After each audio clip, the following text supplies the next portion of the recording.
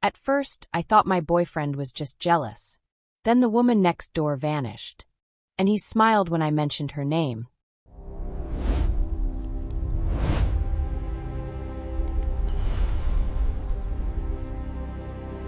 Sarah met Marcus at a bookstore on a rainy Tuesday afternoon. He was charming, attentive, and had this way of making her feel like she was the only person in the room. Within weeks, they were inseparable. Within months, she'd moved into his apartment across town, leaving behind her cramped studio and the life she'd built for herself. At first, his protectiveness felt romantic. He'd text her throughout the day, asking if she'd eaten, if she was safe, if she needed anything. He'd pick her up from work even when she said she could take the bus. He'd insist on walking her anywhere after dark, his hand firm on the small of her back, his eyes scanning every shadow like he was expecting something to leap out at them. Her friends thought it was sweet. Her sister called it old-fashioned. Sarah called it love. But then things started to shift, in small ways that were easy to dismiss at first. Marcus didn't like when she talked to the mailman for too long. He'd get quiet, tense, his jaw working like he was chewing on words he didn't want to say. When her coworker, Derek, offered to help her carry boxes to her car one evening, Marcus showed up 20 minutes early to pick her up, his smile tight and his hand possessive on her shoulder.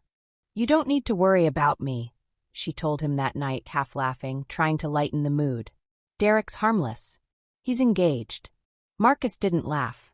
He just looked at her with those dark, unreadable eyes and said, "I know. I just don't like other men thinking they can take care of you. That's my job." It should have been a red flag. But Sarah was in too deep by then, wrapped up in the warmth of being wanted so intensely. So she brushed it off, told herself he was just passionate, just devoted. Then Derek stopped showing up to work. At first, everyone assumed he was sick. But a week passed, then two, and no one could reach him. His fiancée filed a missing person report. The police questioned coworkers, checked his apartment, found nothing. It was like he'd just vanished into thin air. Sarah felt uneasy, but she couldn't say why. It wasn't until Marcus casually mentioned over dinner one night that he was glad Derek was gone that the unease turned into something colder. "What do you mean, glad?" she asked, fork frozen halfway to her mouth. Marcus shrugged, cutting into his steak with surgical precision. "He was always hanging around you, always finding excuses to talk to you. Now you don't have to deal with that anymore. Marcus, he's missing. His fiancée is devastated." "People go missing all the time," Marcus said, his tone so calm it made her skin crawl. "Maybe he just needed to get away. Start fresh somewhere." She wanted to argue, to push back, but something in his expression stopped her. There was a finality to it, like a door slamming shut. So she swallowed her words and finished her meal in silence, the food tasting like ash in her mouth. 2 weeks later, it happened again. This time it was Mr. Cho, the elderly man who lived in the apartment next door. He'd always been kind to Sarah, always stopped to chat when they ran into each other in the hallway.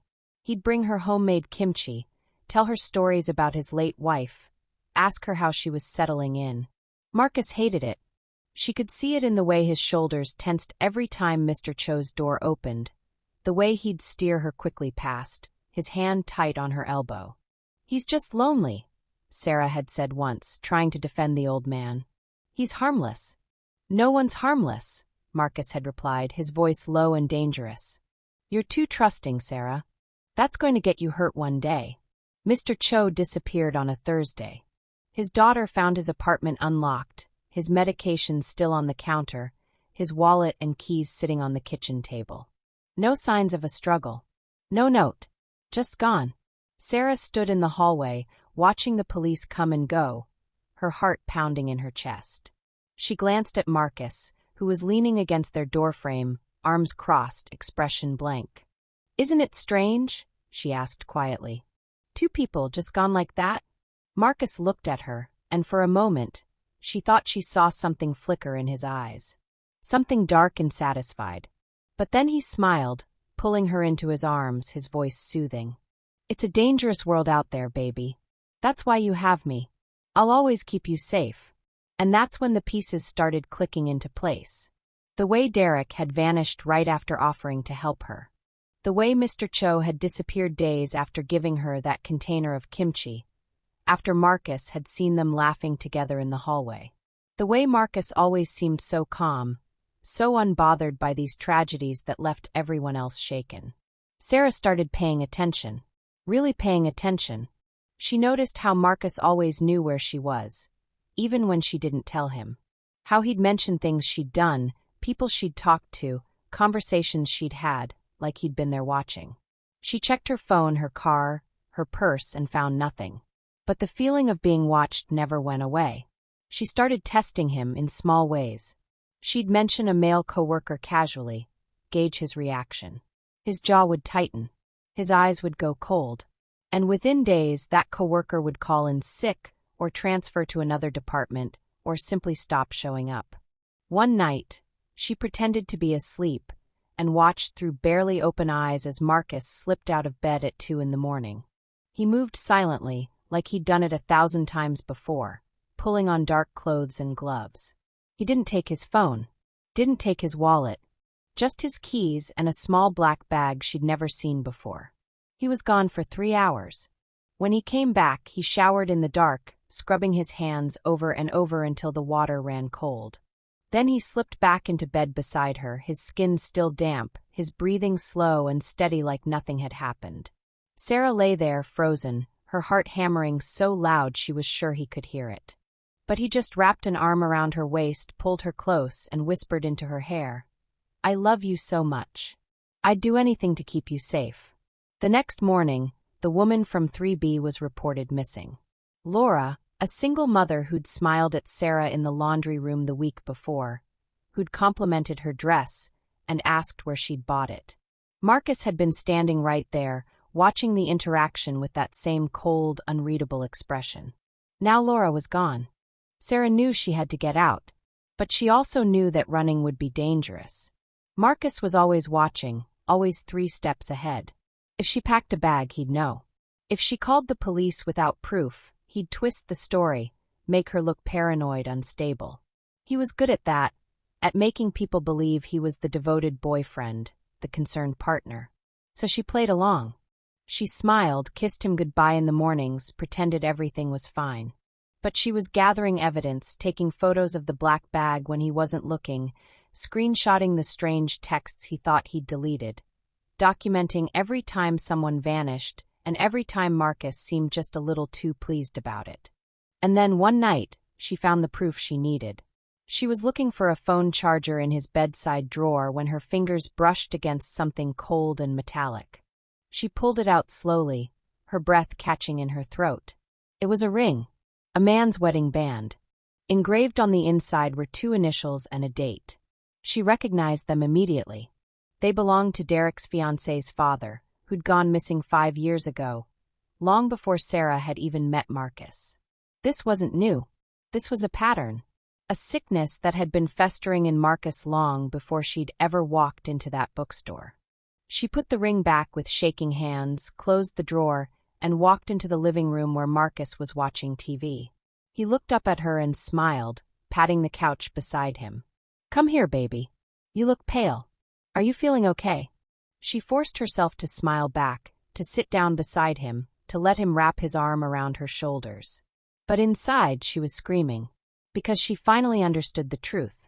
Marcus didn't love her. He was obsessed with her. And anyone who got too close, anyone who threatened his control, didn't just disappear. They were erased. Sarah knew she had one chance to get out alive. One chance to run before she became just another name on a missing person report, just another mystery that would never be solved. So that night, while Marcus slept, she took the ring, the photos, everything she'd gathered, and she ran. She didn't pack a bag, didn't leave a note. She just drove straight to the police station and told them everything. They arrested Marcus 3 days later. In his apartment, hidden behind a false wall in the basement, they found a collection of items that made the detectives' faces go pale. Wallets, jewelry, phones, IDs, each one belonging to someone who'd vanished over the past 8 years. 17 people in total. 17 lives erased because they dared to get close to whatever woman Marcus was fixated on at the time. Sarah was the first to escape him. the first to see the monster behind the mask and live to tell about it. But even now, years later, she still checks her locks twice before bed. Still looks over her shoulder when she's walking alone. Still wakes up sometimes in the middle of the night, convinced she can feel someone watching her from the shadows. Because she knows the truth that most people don't want to accept. Sometimes the person who promises to protect you is the one you need protection from. And sometimes love isn't a fairy tale. Sometimes it's the scariest story of all. Ryan Mitchell thought he'd found the perfect relationship. 3 years with Emma Carr had been easy, comfortable, almost too good to be true. She was attentive without being clingy, supportive of his dreams, and never once gave him a reason to doubt her. They'd met at a coffee shop in their small Michigan town, one of those places where everyone knew everyone, and where leaving felt like betraying some unspoken pact with the community. But when Ryan got the job offer from a tech company in Seattle, everything changed. He told Emma over dinner at their favorite restaurant, the same booth where they'd had their first date. He expected her to be sad, maybe even upset. What he didn't expect was the smile that never quite reached her eyes. "That's amazing, babe," she said, her fork frozen halfway to her mouth. "Seattle. Wow. I know it's sudden," Ryan continued, relief washing over him. "But it's triple my salary. We could make it work long distance for a while, and then maybe you could join me once I'm settled." Emma nodded slowly, that strange smile still fixed on her face. "Of course. Whatever you need." That night she was different in bed. More intense. Almost desperate. But Ryan chalked it up to the news, to the uncertainty of their future. He held her as she fell asleep, her grip on his arm just a little too tight. The first sign came 3 days later. Ryan's car wouldn't start. The mechanic found sugar in the gas tank. $1,500 in damage. Emma was sympathetic, driving him everywhere, insisting it was no trouble at all. She even suggested he could work remotely for a while longer, give the car situation time to sort itself out. Then his laptop died. Just completely bricked during a firmware update. 2 weeks of his work gone. The Seattle company was understanding, but Ryan could hear the concern in his future manager's voice during their call. He bought a new laptop, backed everything up 3 times, and tried not to think about the odds of so many things going wrong at once. His credit cards were compromised next. Someone had racked up thousands in charges, all from IP addresses in Eastern Europe according to the bank. It took weeks to sort out, weeks of phone calls and affidavits and temporary holds on his accounts. The Seattle move got pushed back, then pushed back again.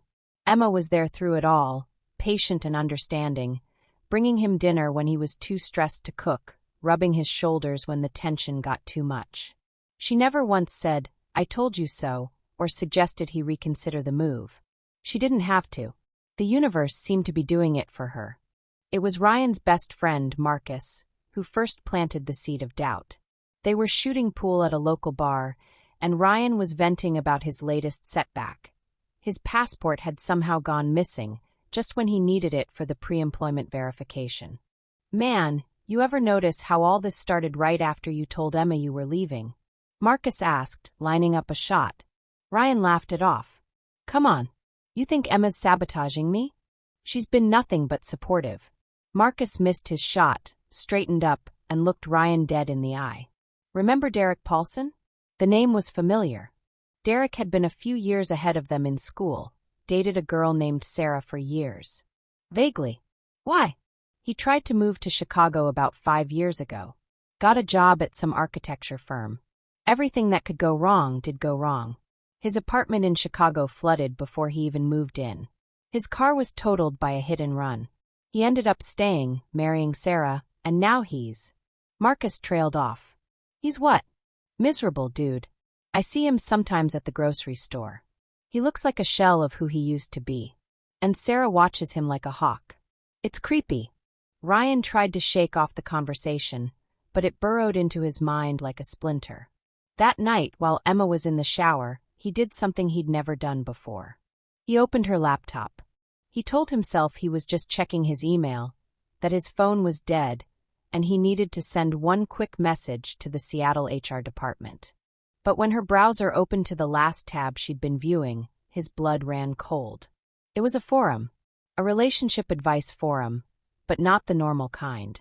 The thread title read, "How to Make Him Stay Without Him Knowing." Ryan's hands trembled as he scrolled through Emma's post history.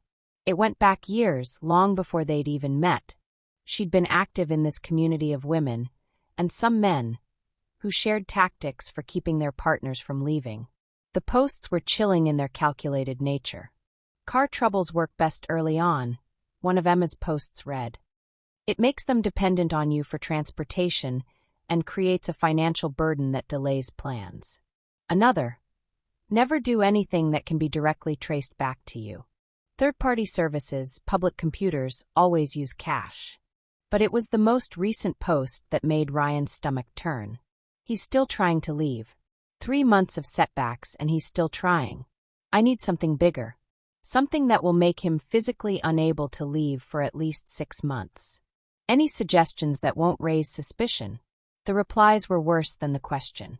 Dozens of comments suggesting everything from minor car accidents to strategically causing injuries that would require long-term recovery. One user with hundreds of posts suggested a small amount of antifreeze in his drinks over time. Not enough to kill, just enough to make him severely ill. He'll be too sick to travel, and by the time he recovers, he'll have lost the job opportunity. Ryan heard the shower turn off. He cleared the browser history, closed the laptop, and sat there in the dark, his mind racing. When Emma came out, hair wrapped in a towel, she smiled at him like she always did. "You okay, babe? You look pale." "Just tired," he managed to say. That night, Ryan didn't sleep. He lay there next to Emma, listening to her breathe, wondering how many of his recent problems had been her doing. The car, the laptop, the credit cards, the passport. He thought about Derek Paulson, about that hollow look Marcus had described. He thought about how he'd been feeling lately, more tired than usual, occasional nausea he'd attributed to stress. He started paying attention to his drinks after that. When Emma handed him coffee in the morning, he'd wait until she took a sip from her own cup, then discreetly dump his in the sink when she wasn't looking. He started eating out more, making excuses about wanting to try new places. The nausea stopped within days. Ryan knew he had to leave, but he also knew he had to be smart about it. He couldn't let Emma know he was planning anything. He started working with a therapist over video calls, paying in cash, using a burner phone he kept hidden in his gym bag. He contacted the Seattle company, explained he'd had family emergencies, but was still very interested. They agreed to hold the position a bit longer. He documented everything. Screenshots of Emma's forum posts, saved on a cloud drive she didn't know about. Photos of receipts from the mechanic, the laptop repair, the credit card statements. He built a case, not sure what he'd do with it, but knowing he needed evidence in case things went worse than he could imagine. The plan was simple. He'd leave while she was at work. He'd already shipped some of his belongings to a friend in Seattle.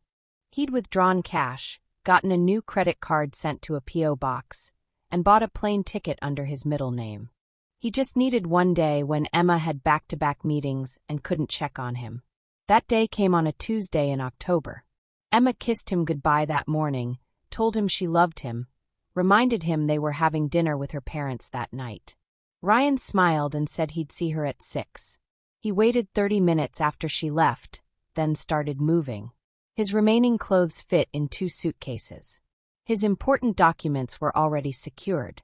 He called an Uber to take him to a rental car placed 3 towns over.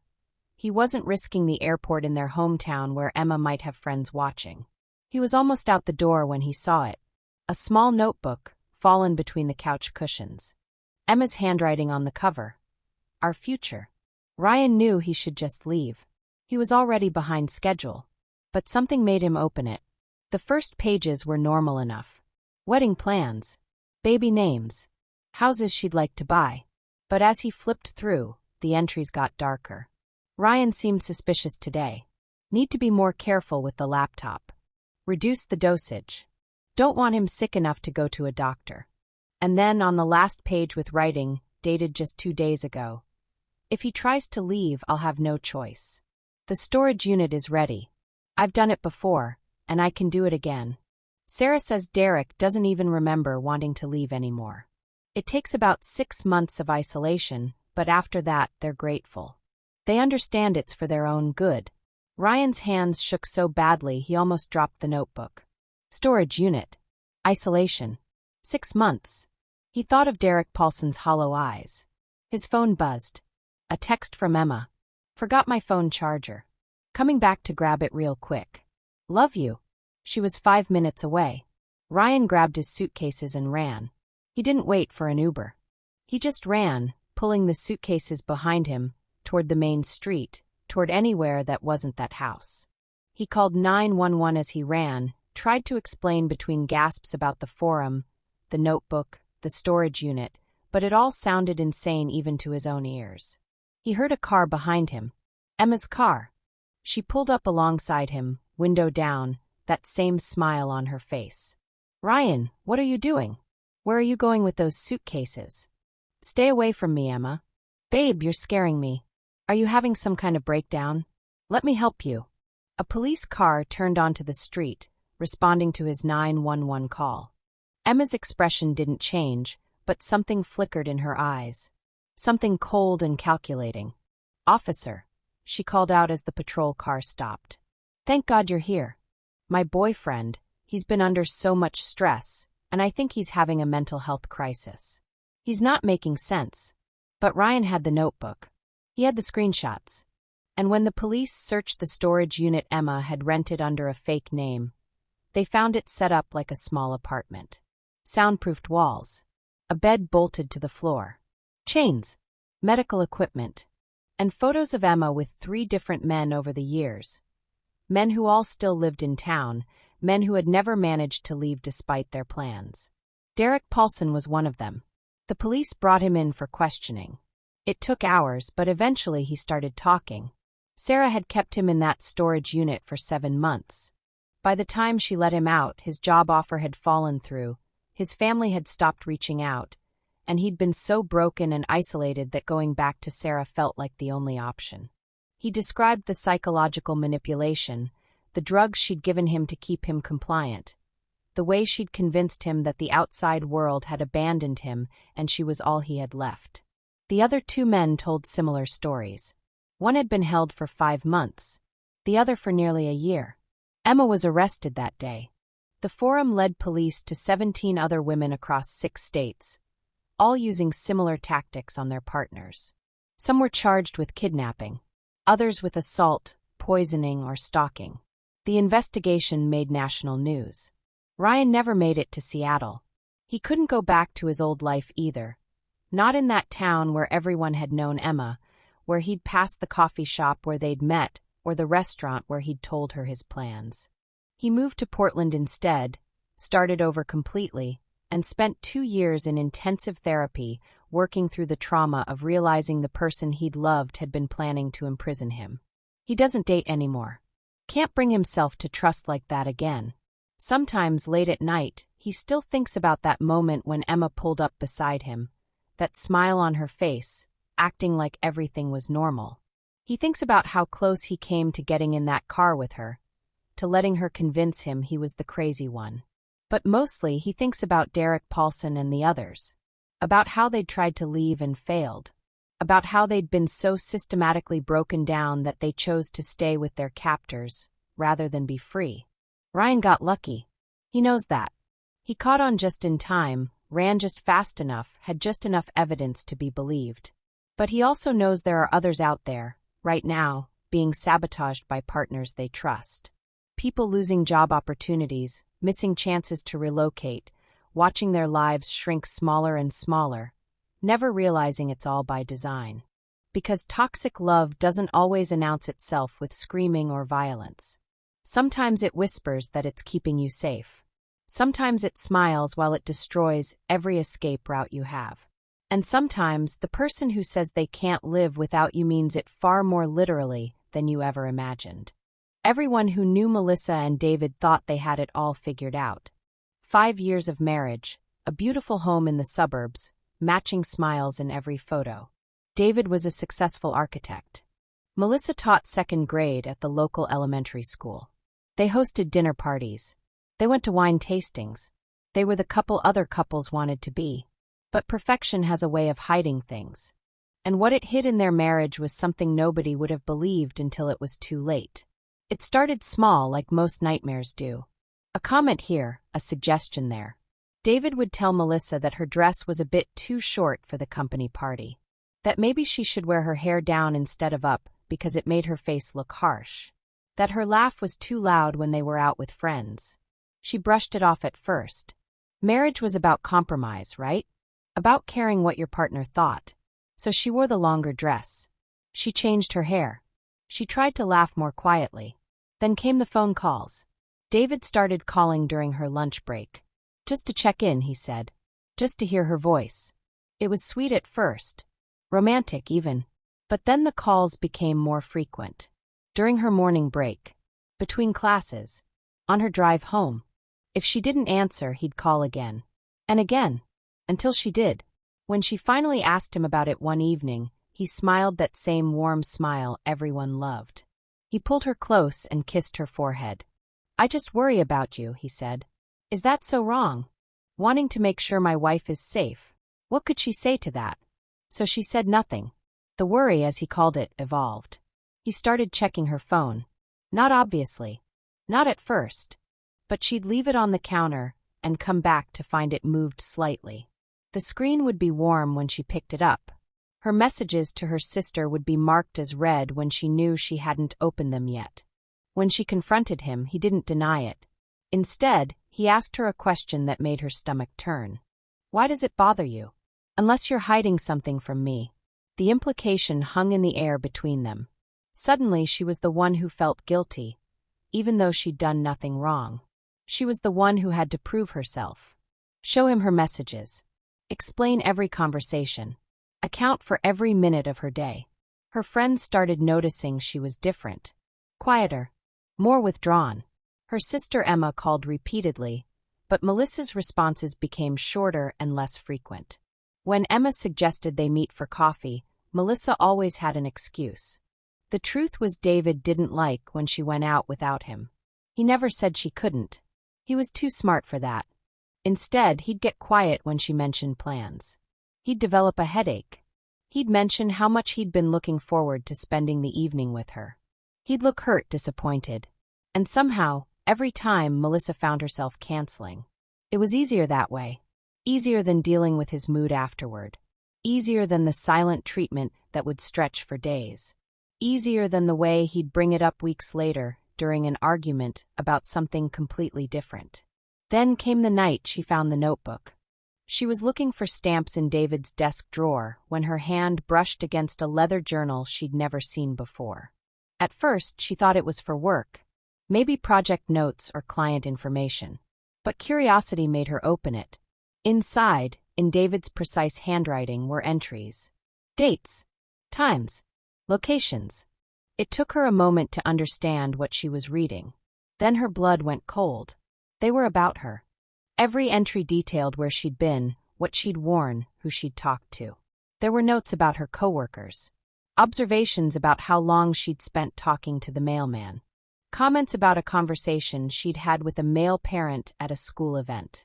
Some entries went back months, almost to the beginning of their marriage. But it was the most recent entries that made her hands shake. M spent 12 minutes talking to neighbor Tom. Too friendly. Needs correction. M's skirt today inappropriate for school. Discussed boundaries. She was defensive. Concerning. M mentioned lunch with Emma again. Sister is becoming a problem. Solution needed. The word solution was underlined twice. Melissa's mind raced. She quickly photographed several pages with her phone and put the notebook back exactly where she'd found it. Her hands were trembling so badly, she could barely hold the drawer steady as she closed it. That night, David acted completely normal. He asked about her day. He made dinner. He told her about a new project at work. And the entire time, Melissa felt like she was watching a stranger wearing her husband's face. She decided to tell Emma. They met at a coffee shop the next day, and Melissa showed her the photos of the notebook entries. Emma's face went pale. You need to leave, Emma said immediately. Today. Right now. Come stay with me. But Melissa hesitated. Where would she go? How would she explain it to everyone? Their friends, their families, everyone who thought they were perfect together. What proof did she have that he would actually hurt her? It was just a notebook. Strange, yes. Obsessive, definitely. But was it really dangerous? Emma grabbed her hand across the table. Mel, this isn't normal. This is stalking your own wife. What do you think solution needed means? Please come with me right now. Melissa promised she would think about it. She promised she'd be careful. She promised she'd call if anything felt wrong. She broke all 3 promises by going home that night. David was waiting in the living room. The notebook was open on the coffee table. You went through my things, he said quietly. His voice was calm. Too calm. Melissa's throat tightened. I found it by accident. No. You snooped. You violated my privacy. He stood up slowly. And then you showed it to Emma. You made me look like some kind of monster. How did you? Melissa stopped. She hadn't told him about meeting Emma. David smiled, but there was nothing warm about it this time. I worry about you, remember? I always know where you are. Who you're with. What you're doing. He took a step toward her. I have to. Because you don't understand how dangerous the world is. How many people out there want to hurt you? Take you away from me. Melissa backed toward the door. David, this isn't healthy. We need help. We need to see someone. We don't need anything, he said, his voice suddenly sharp. You need to understand something, Melissa. You're my wife. Mine. And I decide what's healthy for us. I decide what we need. He moved faster than she expected, crossing the room and blocking the door. For the first time in their marriage, Melissa felt truly afraid. You're not leaving, David said. You're never leaving. Because if you try, everyone will know what you really are. I've been documenting everything, Melissa. Every mood swing. Every time you forgot something. Every time you seemed confused or upset. I have 5 years of evidence that you're unstable. That you can't be trusted. That you need me. Melissa's voice was barely a whisper. That's not true. Isn't it? He pulled out his phone and showed her the screen. It was a drafted email to her school principal, detailing concerns about her erratic behavior, her inappropriate relationships with students' fathers, her emotional instability. One click, and your career is over. One call to your parents about your mental health crisis, and they'll beg you to get help. One conversation with our friends about your paranoid delusions, and they'll take my side. They always do. Tears streamed down Melissa's face. Why are you doing this? Because I love you, David said, and the sincerity in his voice was the most terrifying thing of all. Because you're mine. Because the thought of you with anyone else, anywhere else, makes me want to burn the whole world down. He reached out and gently wiped away her tears. Now, are you going to be good? Or do I need to show everyone what I've been protecting them from? Melissa nodded. What choice did she have? That night, she lay awake next to her husband, the man everyone thought was perfect. The man who had slowly, systematically, built a prison around her that no one else could see. She thought about the notebook, the documented lies, the threats hidden behind concern and love. And she realized that the scariest monsters aren't the ones hiding in the dark. They're the ones sleeping right next to you, holding your hand, smiling that perfect smile that everyone believes. The next morning, Melissa went to school like always. David kissed her goodbye like always. To anyone watching, they were the perfect couple. Behind their door, she'd heard his final whisper before she left. Remember, I'm always watching. I always know. And if you tell anyone, I'll make sure they never believe you. 6 months later, Melissa's sister Emma reported her missing. David claimed she'd left in the middle of the night, taking only her purse. He was devastated, he told police. Crying in interviews. Begging for her return. He even showed them the notebook. His documentation of her declining mental health. His desperate attempts to get her help before she ran away from everyone who loved her. The police believed him. Everyone believed him. After all, he was perfect. And sometimes, that's exactly what makes someone so dangerous. Rachel thought she'd finally escaped. 3 years had passed since she packed 2 suitcases in the middle of the night and disappeared from the city where Marcus knew every street she walked. every coffee shop she visited, every friend she might turn to. She'd moved 400 miles away, changed her phone number, deleted every social media account, and, when that still didn't feel like enough, she'd legally changed her name. Rachel Bennett became Sophie Warren. New identity. New life. New chance. For 3 years it worked. She got a job at a small bookstore in a town Marcus had never even heard of. Made new friends who knew nothing about her past. Started sleeping through the night again without checking the locks 3 times before bed. She even began dating someone, a kind, gentle man named Thomas who didn't ask too many questions about why she never talked about her life before moving to town. But then the flowers arrived. They appeared on her doorstep on a Tuesday morning. A bouquet of white lilies, her favorite, though she'd never told anyone in this new town that detail. There was no card, no note, nothing to indicate who'd sent them. Rachel, Sophie, she had to remind herself, stared at those flowers for a long time before throwing them in the dumpster behind her apartment building. She told herself it was a coincidence. Someone had probably sent them to the wrong address. White lilies were common enough. But deep in her chest, something cold had settled. A week later, she noticed the car. A dark blue sedan, parked across the street from the bookstore where she worked. It was there when she arrived in the morning. Still there during her lunch break. Gone by the time her shift ended. She couldn't see the driver through the tinted windows, couldn't even be sure the car wasn't just parked there all day by someone who worked nearby.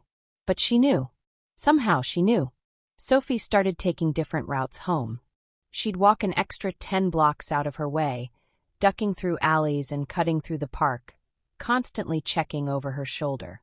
The car never followed, or if it did, she never caught it. That was almost worse. The not knowing. The feeling of eyes on her skin that she couldn't confirm or deny. Then came the photograph. It was slipped under her apartment door sometime during the night. She found it in the morning when she left for work, nearly stepping on it in the hallway. The photo was old, from 4 years ago, back when she was still Rachel. She was sitting at an outdoor cafe, laughing at something, coffee cup raised halfway to her lips. She remembered that day. Marcus had taken that photo. He'd always been taking photos of her, saying he wanted to capture every moment they shared. She'd thought it was romantic back then, before she understood what it really meant. Sophie's hands shook as she picked up the photograph. On the back, written in Marcus's distinctive handwriting, were 2 words. Found you. She called the police immediately. Showed them the photo, explained about the restraining order she'd had in her previous city, told them about the flowers and the car and the feeling of being watched. The officers were sympathetic but honest. Without proof that Marcus was actually in town, without any direct threats or contact, there wasn't much they could do. They'd increase patrols in her area, they said. Keep an eye out. She should document everything and call immediately if he approached her. But how do you prove a feeling? How do you explain that you can sense someone's presence even when you can't see them? Sophie stopped going to work alone. Thomas started picking her up and dropping her off, though she still hadn't told him the full truth about why. Her new friends noticed her growing paranoia, but she brushed off their concerns with excuses about stress and lack of sleep. How could she explain that the man she'd erased herself to escape had somehow found her again? That changing her name, her city, her entire life hadn't been enough? The messages started 3 days after the photograph appeared. They came to the bookstore's landline, the only number connected to her new identity that could be found online. The first time, whoever called just breathed into the phone for 10 seconds before hanging up. The second time, a whisper. Sophie isn't who you really are. It was Marcus's voice. She'd know it anywhere. The third call came while she was helping a customer. Her coworker answered, then called her over with a puzzled expression. Some guy asking for Rachel, he said. I told him nobody here by that name, but he insisted. Sophie took the phone with numb fingers. Hello, Rachel. Marcus's voice was exactly as she remembered, soft, measured, with an undercurrent of something that used to make her feel special, but now made her skin crawl. Sophie's a nice name, but it doesn't suit you. You'll always be Rachel to me. She slammed the phone down. Her coworker stared at her. You okay? You look like you've seen a ghost. That's exactly what it felt like. A ghost from a life she'd buried had dug itself up and followed her here. That night, Sophie couldn't sleep. She lay in bed, staring at the ceiling, listening to every creak and groan of the building. Thomas had offered to stay over, but she'd said no. This was her problem to deal with. She wouldn't drag him into the nightmare her life was becoming again. At 2 a.m, her phone buzzed. A text from an unknown number. "I never stopped loving you. You know that, right? Everything I did was because I loved you too much." Then another message. A photo. Her stomach turned to ice. It was a picture of her, taken that very day. She was walking out of the bookstore, keys in hand, looking down at her phone. The angle suggested whoever took it had been standing across the street, right where that blue sedan had been parked. Sophie sat up in bed, pulse hammering. She called the police again. Showed them the texts, the photo. This time they took it more seriously. They'd try to trace the number, they said. Would contact authorities in her previous city. But these things took time, and Marcus hadn't technically violated the restraining order. That was filed under her old name, in a different jurisdiction. "The best thing you can do is vary your routine," one officer advised. "Don't go anywhere alone. Consider staying with friends until we can locate him." But Sophie knew something the police didn't. Marcus had always been smart. Careful. He worked in IT, knew all about VPNs and burner phones and covering digital tracks. He'd find loopholes. He'd stay just on the legal side of harassment, close enough to terrify her, but far enough to avoid real consequences. Just like he'd done before. The breaking point came 5 days later. Sophie was closing up the bookstore alone. Thomas had a late meeting, and she'd convinced herself she'd be fine. It was only 6 p.m. Still light outside. Plenty of people around. She locked the front door and turned toward her car, parked in the small lot behind the building. That's when she saw him. Marcus was standing next to her car, leaning against it casually, like he had every right to be there. He looked exactly the same, tall, dark hair, that smile that never quite reached his eyes. The smile that used to make her feel chosen, special, loved. Now it just looked predatory. "Rachel," he said warmly, like they were old friends running into each other. "You look good. Different hair, but it suits you."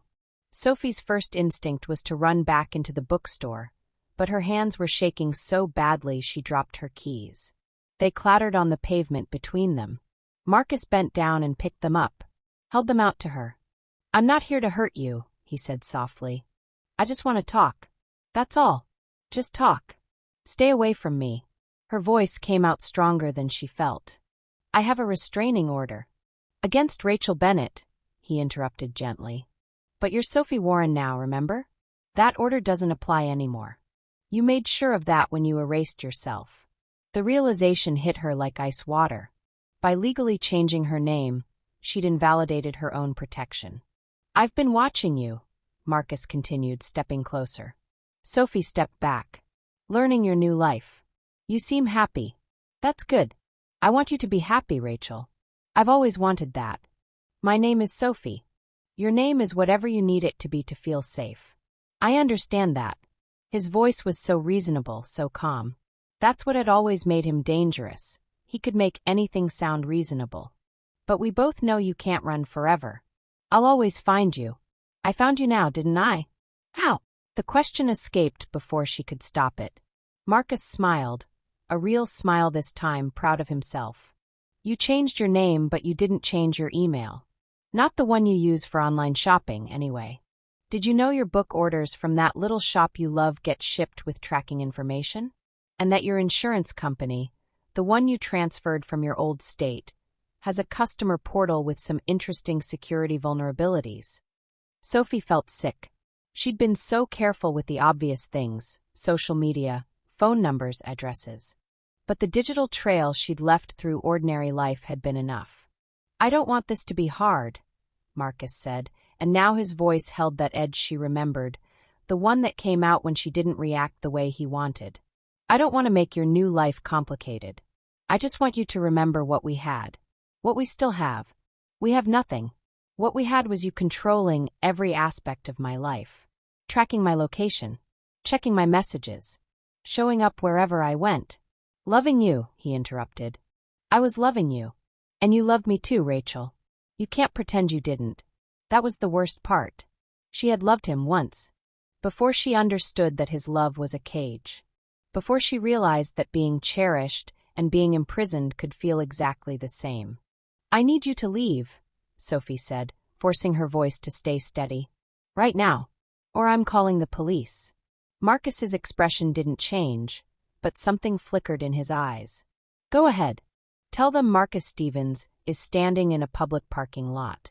Tell them he spoke to an old friend. See what they do. He was right. He hadn't threatened her. Hadn't touched her. Was just standing there talking. And she dropped her own keys. As if reading her thoughts, Marcus held out the keys again. This time, Sophie forced herself to step forward and snatch them from his hand. She got in her car without turning her back to him, locking the doors immediately. Marcus tapped on the window. I'll be seeing you, Rachel, he said through the glass. I'm not going anywhere. Sophie drove away with shaking hands, checking the rearview mirror every few seconds. Marcus stood in the parking lot, watching her leave, that small smile still on his face. She went straight to Thomas's apartment. Told him everything. About Marcus, about Rachel, about the 3 years she'd spent building a false life. Thomas held her while she cried and called his lawyer friend for advice. The news wasn't good. Without explicit threats or violence, and with the restraining order issue Sophie had inadvertently created, legal options were limited. You could file for a new order, the lawyer explained over the phone. But that takes time. And if he's as careful as you say, he'll know how to avoid violating it. That night, Sophie stayed at Thomas's place. She didn't sleep. Every sound made her jump. Footsteps in the hallway, a car door slamming outside, the building settling. Thomas tried to reassure her, but they both knew the truth. Marcus had found her once. He could do it again. The next morning, exhausted and desperate, Sophie made a decision. She'd run before. She could run again. Change her name again, move somewhere even more remote, cut ties with everyone she'd met here. It would mean losing Thomas, losing the small life she'd built, but at least she'd be safe. Except, would she?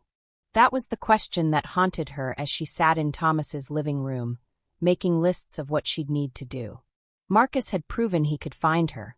He had the skills, the obsession, the endless patience. How many times could she run before she accepted that there was nowhere left to hide? She was still sitting there, paralyzed by that realization, when Thomas came back from the store. He had dark circles under his eyes, he'd barely slept either. But he was carrying bags of groceries and wearing a determined expression. I've been thinking, he said, setting the bags down. Running isn't going to work. He'll just find you again. So we need a different approach. Like what? Thomas pulled out his phone. My lawyer friend knows someone. An investigator who specializes in situations like this. If Marcus is as smart as you say, he's probably broken a few laws in how he's tracking you. We find proof of that, we can get him arrested. Real consequences, not just a restraining order he can dance around. It wasn't much of a plan, but it was something. Over the next week, Sophie met with the investigator, a middle-aged woman named Carol who'd been a cop before going private. Carol listened to everything, took notes, and asked detailed questions about Marcus's technical skills and behavior patterns. Guys like this, they get sloppy eventually, Carol said. They're so confident in their abilities that they stop being careful. We'll catch him. But would they catch him before he escalated? That was what Sophie couldn't stop wondering. Because the Marcus she knew never gave up. Never stopped. And the longer she stayed in one place, the more opportunities she was giving him. The flowers appeared again 2 days later. White lilies on her doorstep. This time there was a card. I'll wait for you as long as it takes. Love always, Marcus. Sophie gave the card to Carol, who documented everything. But documentation wouldn't keep Marcus away. It wouldn't make her feel safe walking to her car, or sleeping in her apartment, or living her life without constantly looking over her shoulder. That night, Sophie dreamed of running.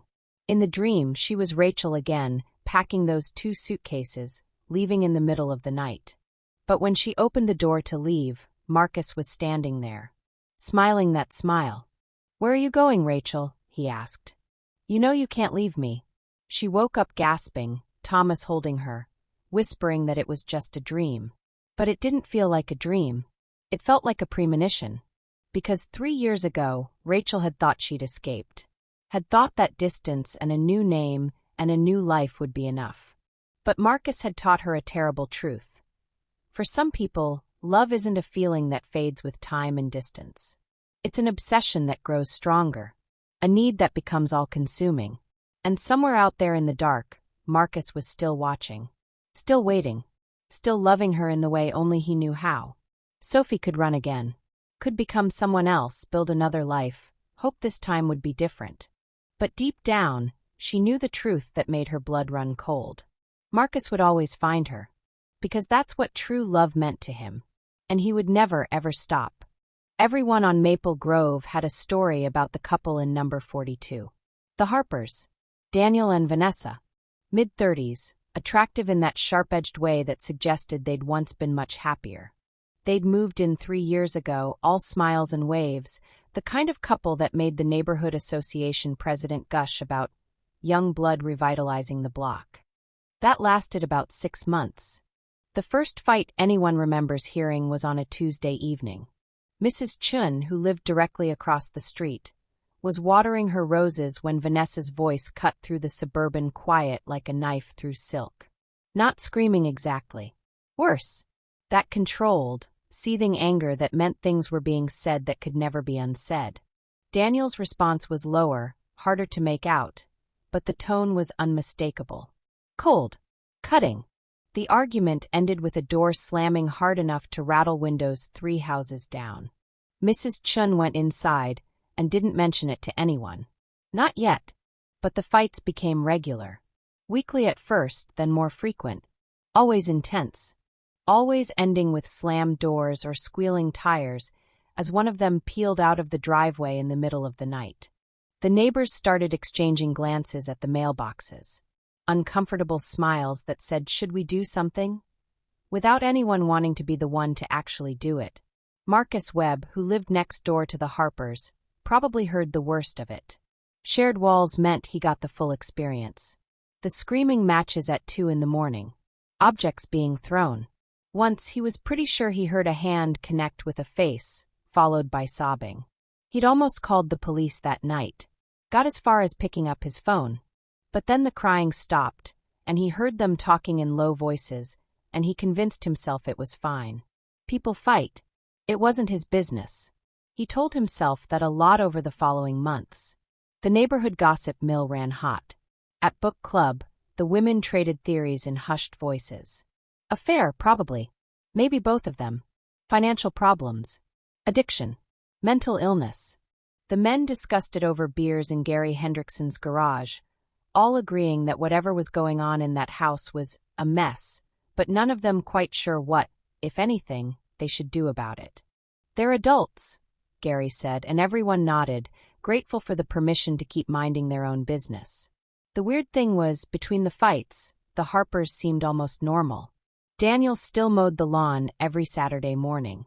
Vanessa still went jogging at dawn, her blonde ponytail swinging, earbuds in, face composed.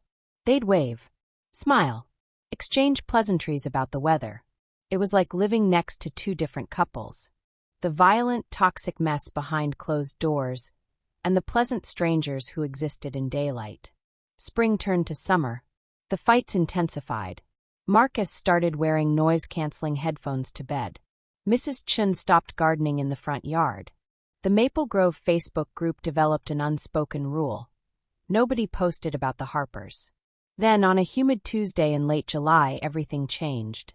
Marcus was up early making coffee when he heard sirens. Not unusual in a city, even in the suburbs, but these were close. Getting closer. He went to his window and watched 3 police cruisers pull onto Maple Grove, lights flashing but sirens cutting out as they approached. His stomach dropped when they stopped in front of number 42. By the time he got outside, half the neighborhood was already gathering on lawns and driveways, pretending to check mail or adjust sprinklers while watching the scene unfold. 4 officers approached the Harper house. 2 went around back. The other two knocked on the front door. Loud, authoritative knocks that made everyone's heart rate spike. Daniel answered. He looked confused, disheveled. Like he'd just woken up. The officers talked to him for maybe 30 seconds before one of them put a hand on Daniel's shoulder and guided him out onto the porch. That's when Vanessa appeared in the doorway behind him. She looked smaller than usual. Younger.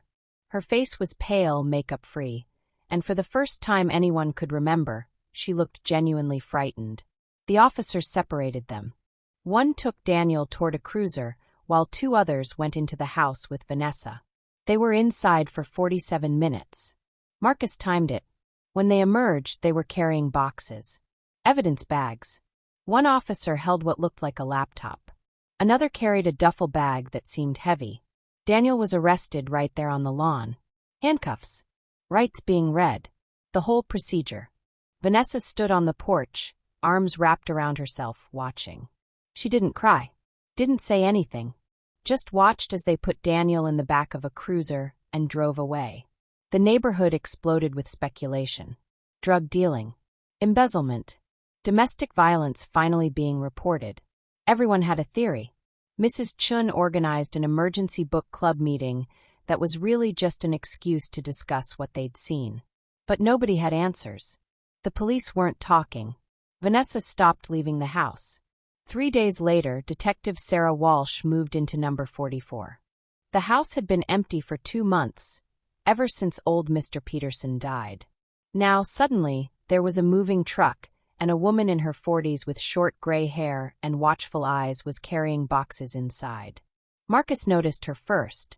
Went over to introduce himself, being neighborly. She was polite but brief. Said her name was Sarah. Said she worked nights, so she'd appreciate it if people kept the noise down during the day. It was Mrs. Chun who recognized her from the news.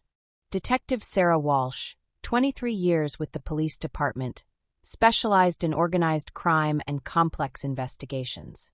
Why would a detective move onto Maple Grove right after Daniel Harper's arrest? The answer came slowly in pieces. Vanessa started having visitors.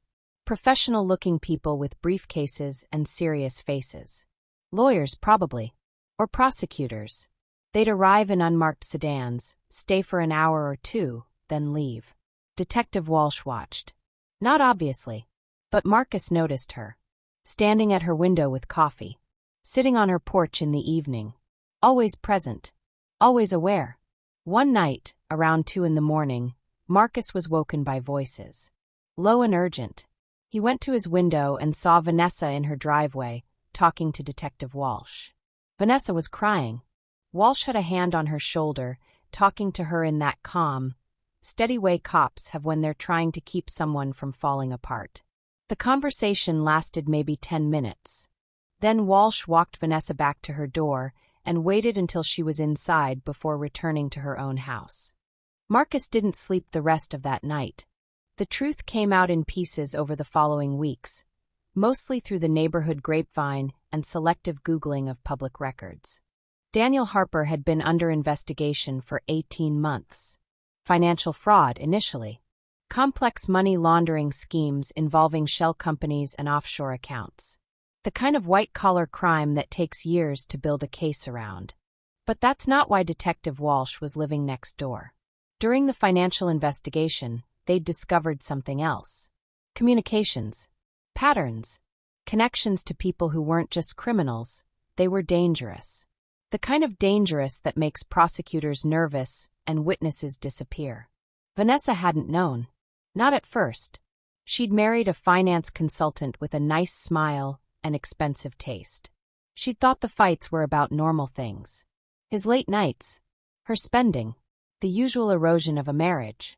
She'd discovered the truth by accident 6 months ago. Found documents Daniel had hidden poorly. Names she recognized from news reports about organized crime. Transactions that made her blood run cold. She'd confronted him. That's when the fights had gotten truly bad.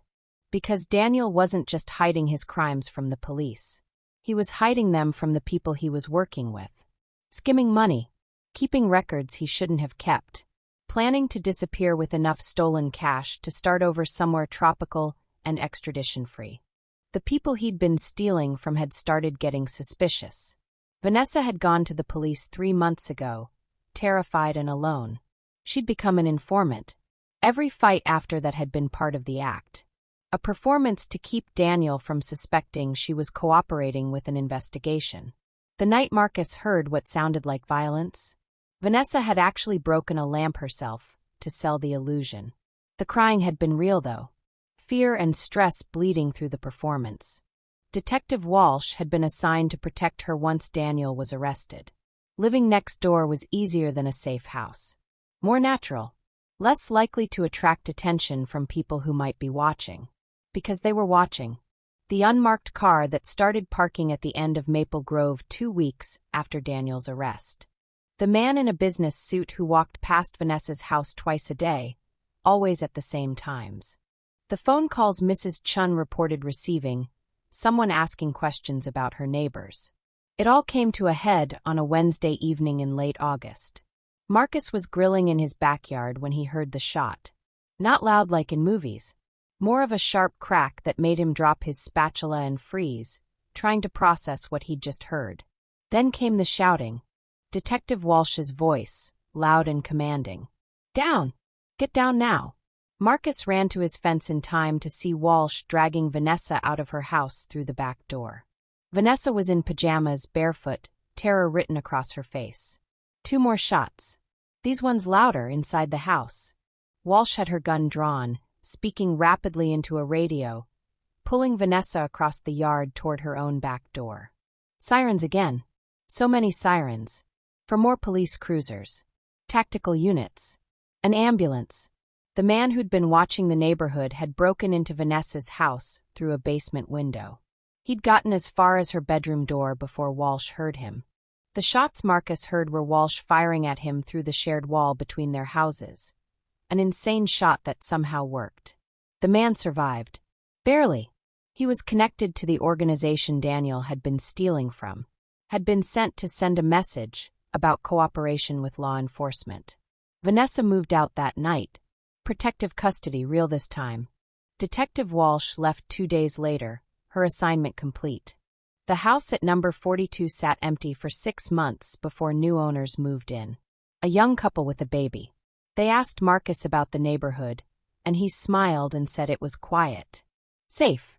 Good people. He didn't mention the Harpers. No one on Maple Grove did anymore. But sometimes late at night when Marcus can't sleep, he thinks about all those fights he heard. All those times he almost called the police but didn't. All the neighbors who looked away because it was easier than getting involved. He thinks about Vanessa, alone in that house, trying to survive while pretending to be part of a toxic marriage. Performing dysfunction to stay alive. He wonders where she is now. If she's safe. If she thinks about Maple Grove and the neighbors who watched her suffer without knowing they were watching her save herself. And he thinks about how close it all came to ending differently. How one woman's courage and one detective's vigilance were all that stood between a performance and a tragedy. The house at number 42 looks peaceful now. Flowers in the window boxes. A child's bike on the porch. But Marcus still can't look at it without feeling sick. Because he knows the truth. They all do, everyone on Maple Grove who was there. They thought they were watching a relationship fall apart. They were actually watching a woman fight for her life, one staged argument at a time. And they did nothing to help because they never realized she needed help at all.